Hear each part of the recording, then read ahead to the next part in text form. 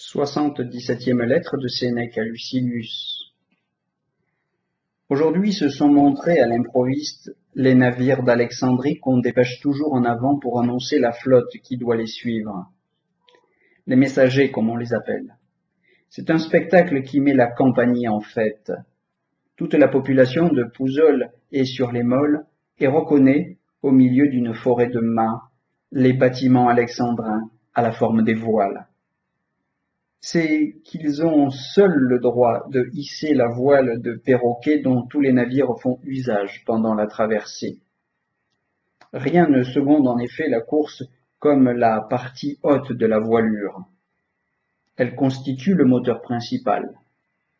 C'est pourquoi quand le vent augmente et devient plus fort qu'il ne faut, on abaisse toujours la vergue, le souffle ayant moins de violence quand il donne par en bas. En général, lorsque des navires sont dans les eaux de Capri et du promontoire, où Minerve, sur un roc orageux, surveille de haut la mer, le règlement veut qu'ils se contentent de la grande voile. Le perroquet demeure l'insigne distinctif des vaisseaux d'Alexandrie. Tandis que tout le monde se hâtait au pas de course vers le rivage, j'ai bien joui de ma paresse. En ce que le courrier devant contenir des lettres de mes correspondants, je n'ai mis aucun empressement à savoir quel est là-bas l'état de mes affaires, ni quelle nouvelle m'arrivait. Depuis longtemps, gain et perte ne signifient rien pour moi. Cette façon de penser, qui devrait être la mienne même si je n'étais pas un vieillard, s'impose aujourd'hui plus que jamais. Si chétif que fût mon avoir, il me resterait encore plus de provisions de route que de route à faire, d'autant que nous sommes engagés dans une voie que rien n'oblige à suivre jusqu'au bout.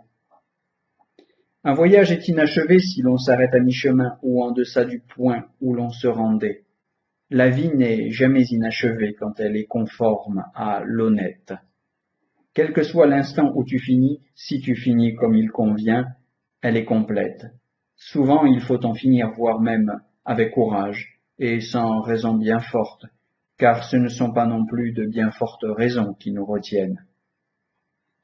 Tullius Marcellinus, que tu as très bien connu, jeune homme d'humeur paisible, vieillard prématuré, se voyant atteint d'une maladie qui n'était pas incurable, mais longue et pénible, assujettissante, en vint à se demander s'il ne ferait pas mieux de mourir. Il convoqua un certain nombre d'amis. Les pusillanimes lui recommandaient le parti auquel ils se seraient eux-mêmes ralliés. Les autres, flatteurs et complaisants, opinaient pour la solution qu'ils présumaient lui devoir agréer le mieux.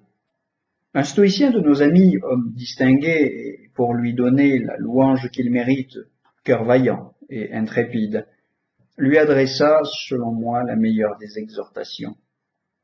Il débuta ainsi. « Mon cher Marcellinus, ne te tourmente pas, comme si tu délibérais d'une affaire bien importante. La vie n'est pas une si grande affaire. Tous tes esclaves, tous les animaux vivent, la grande chose, c'est de mourir noblement, en homme éclairé, en homme courageux.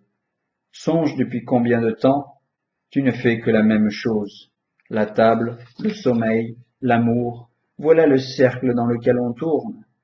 Ce n'est pas seulement le bon sens, le courage, le malheur qui m'inspire la volonté de mourir.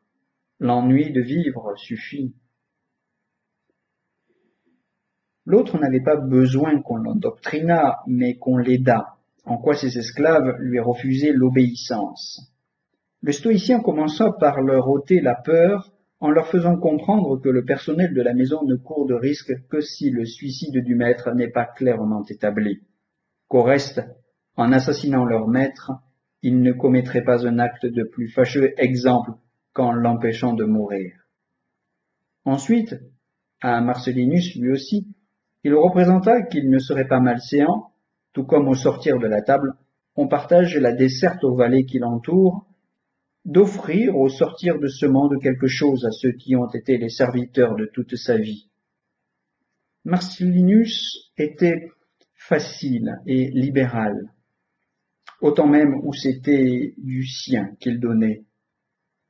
Il distribua donc, de menues sommes à ses esclaves en larmes, qu'il alla jusqu'à consoler. Il n'eut pas besoin de bistouri, d'effusion de sang. Il passa 3 jours sans manger et fit installer dans sa chambre un baldaquin à l'intérieur duquel on déposa la baignoire. Il y resta longtemps.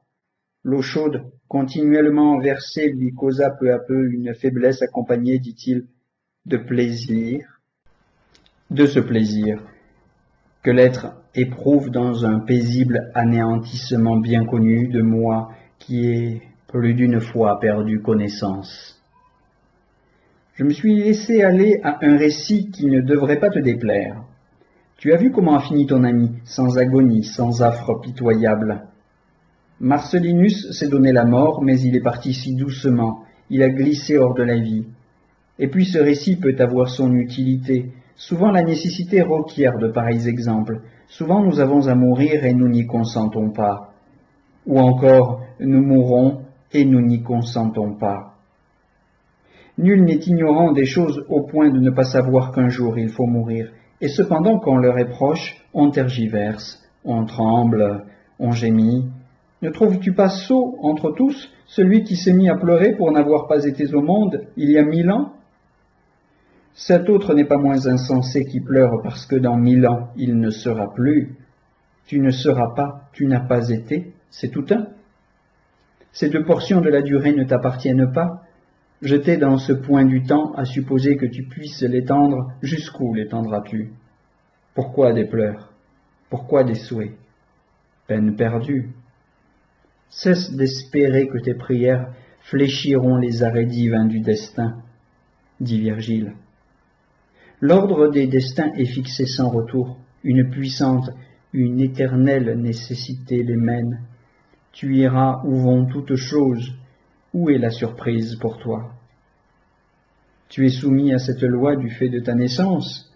Ton père, ta mère, tes aïeux, tous ceux qui sont venus avant toi l'ont subi comme la subiront tous ceux qui viendront après. Une série de causes invincibles où nulle puissance ne changerait rien enchaîne, entraîne tout l'univers. Dans la mort, quelle foule à ta suite, quelle foule pour t'y escorter. Tu serais, j'imagine, plus brave si tu mourais en compagnie de millions d'êtres. Eh bien, d'une manière ou d'une autre, à cette heure même où tu hésites à mourir, des millions d'hommes et d'animaux rendent l'âme.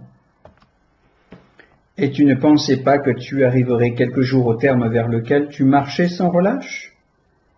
Il n'est pas de chemin qui n'ait un bout. Attends-tu de moi des exemples pris à la vie des grands hommes? C'est l'enfance qui me les fournira. L'histoire parle d'un Spartiate fameux, un garçon encore impubère.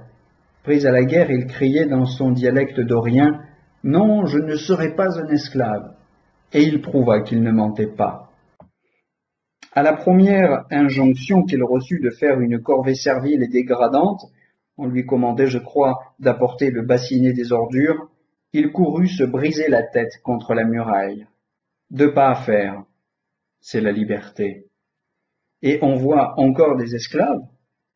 Ainsi, tu ne préférerais pas que ton fils pérît de pareille façon plutôt que d'arriver en végétant à la vieillesse?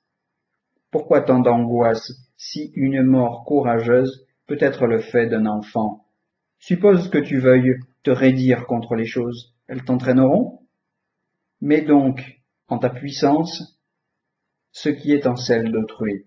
N'auras-tu pas, aussi bien que cet enfant, le cœur de dire « Je ne suis pas un esclave » Malheureux, tu es esclave des hommes, esclave des choses et esclave de la vie, car la vie, quand on n'a pas le courage de mourir, est un esclavage. Et qu'y a-t-il qui t'oblige d'attendre? Les plaisirs mêmes qui t'arrêtent et te retiennent, tu les as épuisés. Il n'en est pas un qui pour toi soit nouveau, pas un que la satiété même ne t'ait rendu odieux. La saveur du vin pur, du vin mielé, tu la connais. Qu'importe que 100 ou 1000 amphores passent encore par ta vessie, tu n'es qu'un filtre.